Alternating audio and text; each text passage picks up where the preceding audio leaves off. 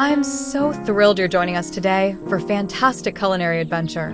Before we dive in, I'm always so curious to know, where are you all tuning in from? Do drop a comment below and let us know your location. Today, we're going to create something truly spectacular and satisfying, a delightful chicken dish that's perfect for any occasion. It's incredibly flavorful, wonderfully filling, and surprisingly straightforward to prepare. First things first, let's talk about our star ingredient, chicken breast. Now, chicken breast is an incredibly versatile and lean protein source, celebrated worldwide for its nutritional value and ability to absorb flavors. It's rich in protein, essential for muscle building and repair, and contains vital nutrients like niacin, vitamin B6, and phosphorus. Historically, domesticated chickens have been a staple for thousands of years, providing not just meat but also eggs, playing a crucial role in human diets across cultures.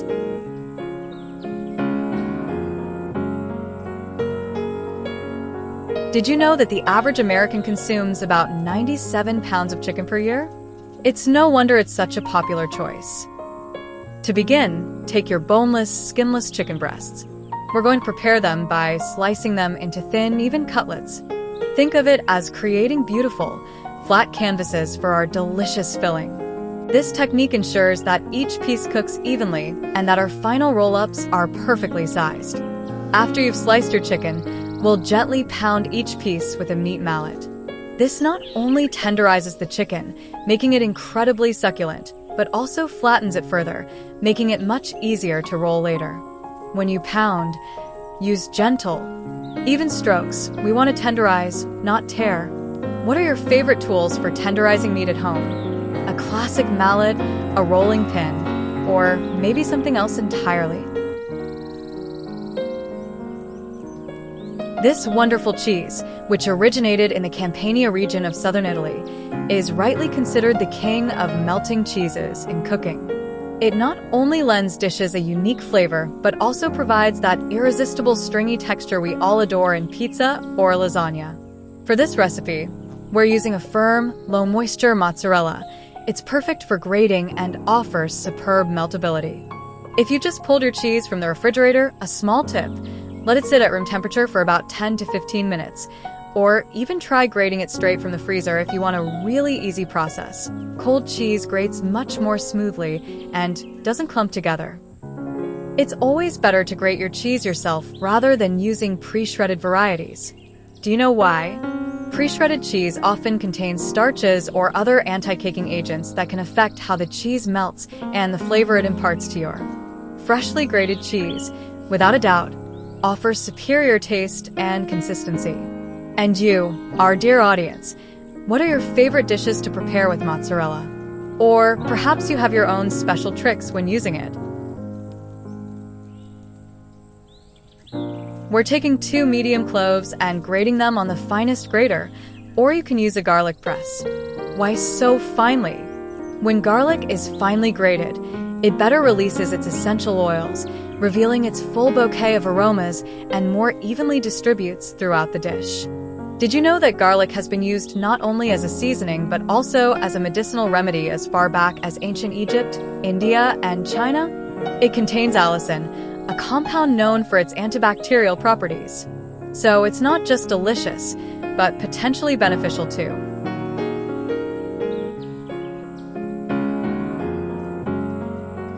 Now it's time for fresh parsley. This classic herb refreshes and brightens the flavor of almost any dish. For our recipe, we'll need about a quarter cup, that's about 15 grams, of finely chopped fresh parsley. I always insist on using fresh parsley because dried parsley simply won't deliver the vibrant, fresh taste and aroma we need.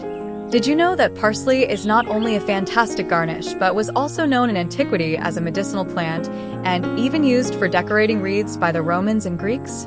Plus, it's rich in vitamins K and C. Before chopping, be sure to thoroughly rinse the parsley under cold running water and then dry it. This is absolutely critical to avoid excess moisture in our dish and to achieve a clean cut. Then, gently remove any thick stems, as they can be tough and bitter. Gather the leaves together and chop them very finely. The goal is to get uniform, tiny pieces, so its aroma harmoniously blends into the overall bouquet rather than overpowering other ingredients. What method of chopping fresh herbs do you find most effective? Will you share your secrets? And then the key step for creating the perfect consistency, we add about 1 tablespoon of mayonnaise. Why mayonnaise? It acts as a binding agent that not only helps all the ingredients stick together, but also imparts an incredible creaminess and an extra touch of moisture and tenderness to our mixture. Mayonnaise is an emulsion of egg yolk, oil, and an acid, usually vinegar or lemon juice, believed to have been invented in the 18th century. A true classic. After adding the mayonnaise, it's extremely important to mix everything thoroughly.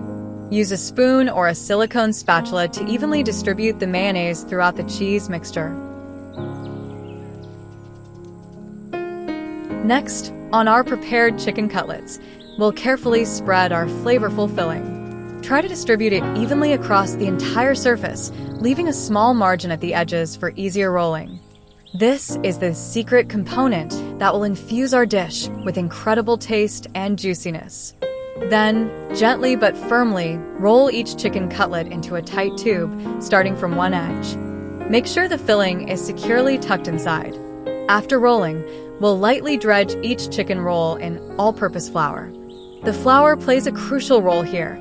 It creates a thin barrier that helps to seal in the chicken's natural juices during cooking, and it also forms the perfect base for that future golden, crispy crust. Next up in our journey to create the perfect dish is the egg wash. Grab 2 large chicken eggs.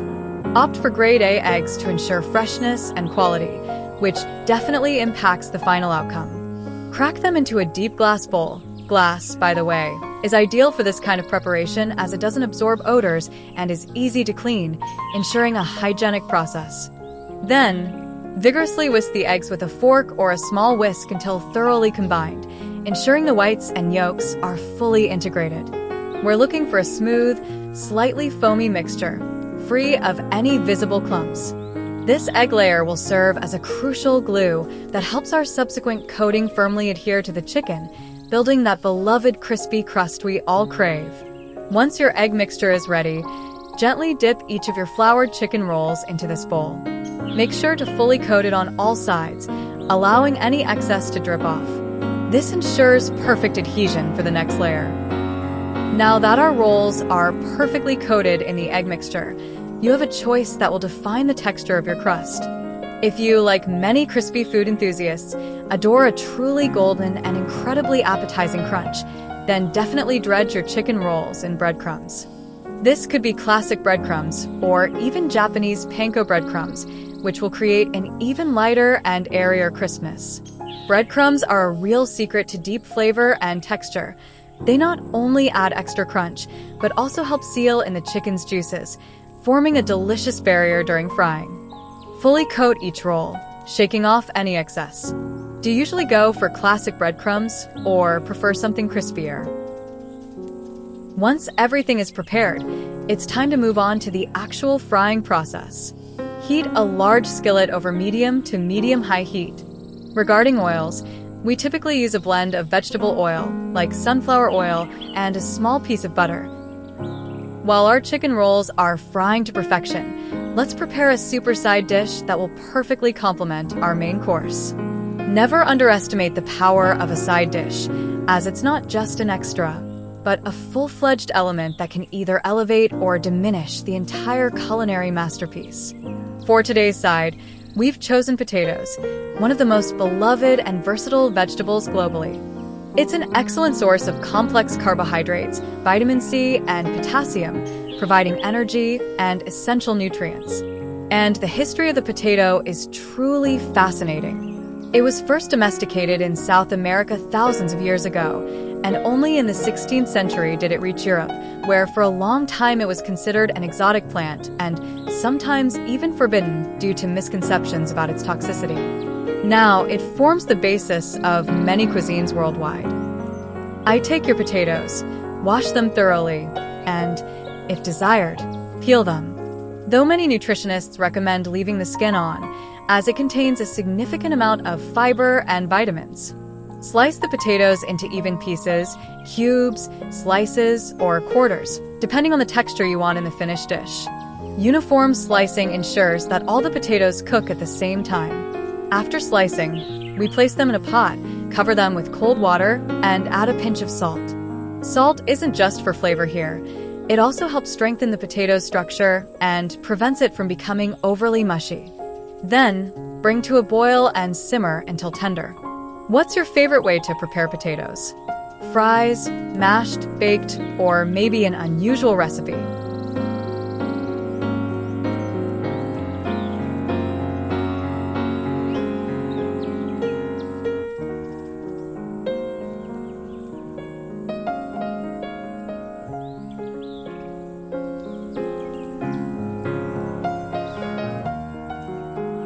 And now our potatoes are perfectly cooked, tender and fluffy.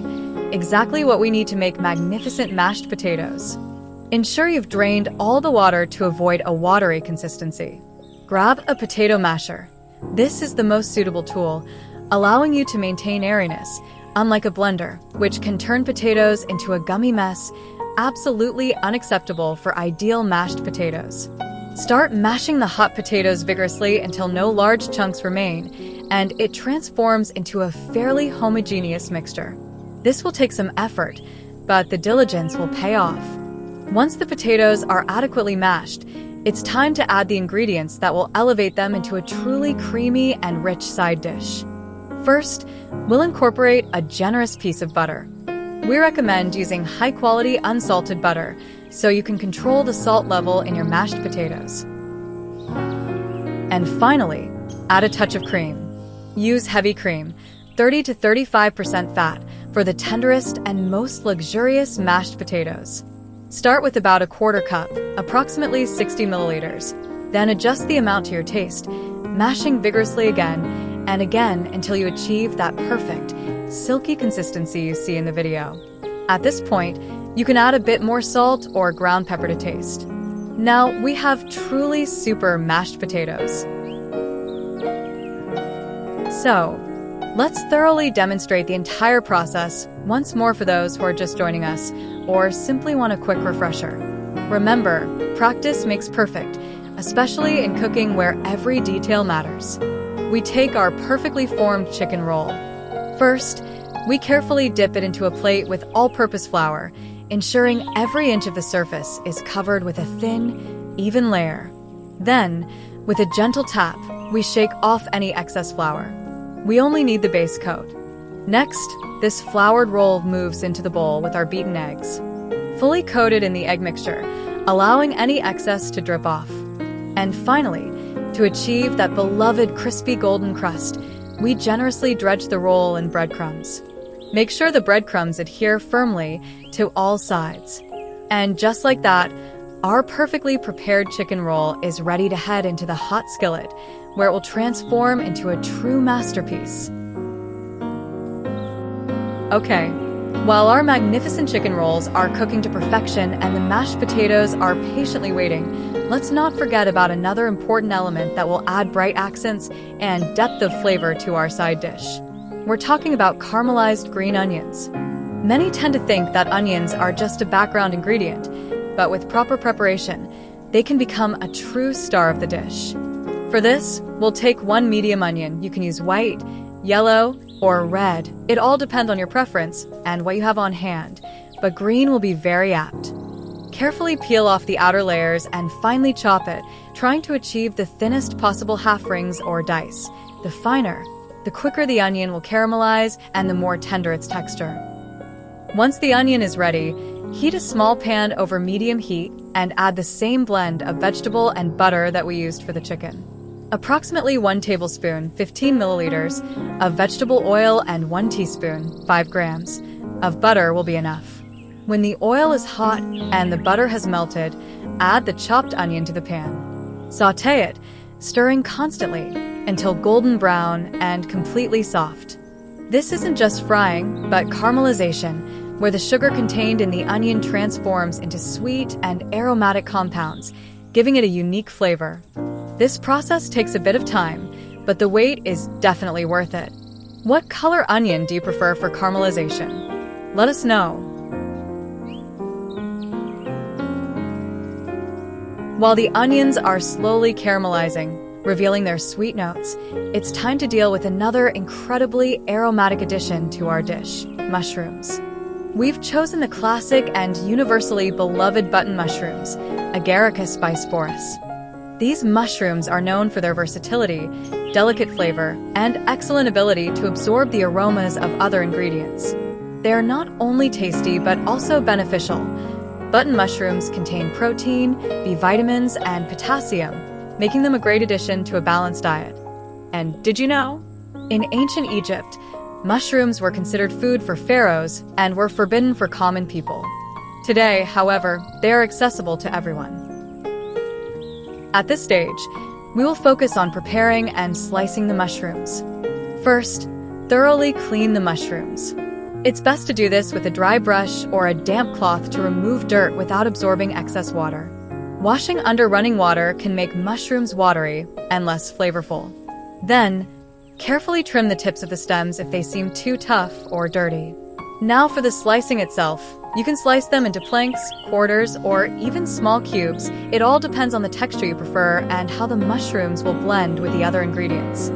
Try to keep the pieces roughly the same size so they cook evenly.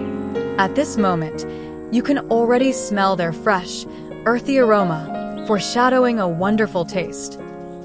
Now that the onions have achieved their ideal golden caramelization and the mushrooms are neatly sliced, it's time to unite them and bring them to perfection. This process might take about 8 minutes.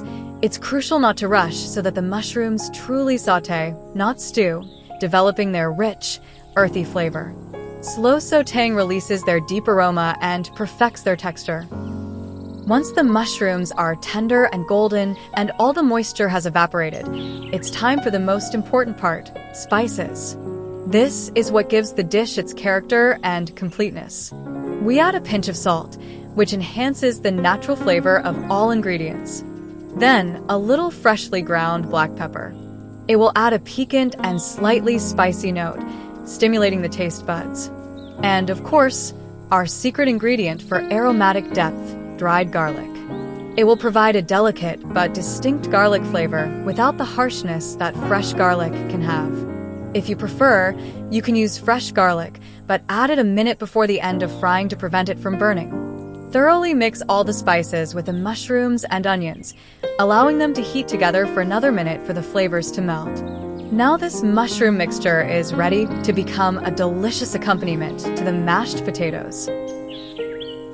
Now that our delicious mushroom sauté, which you meticulously prepared, has reached the desired consistency, we carefully transfer it into a bowl with the pre-made mashed potatoes.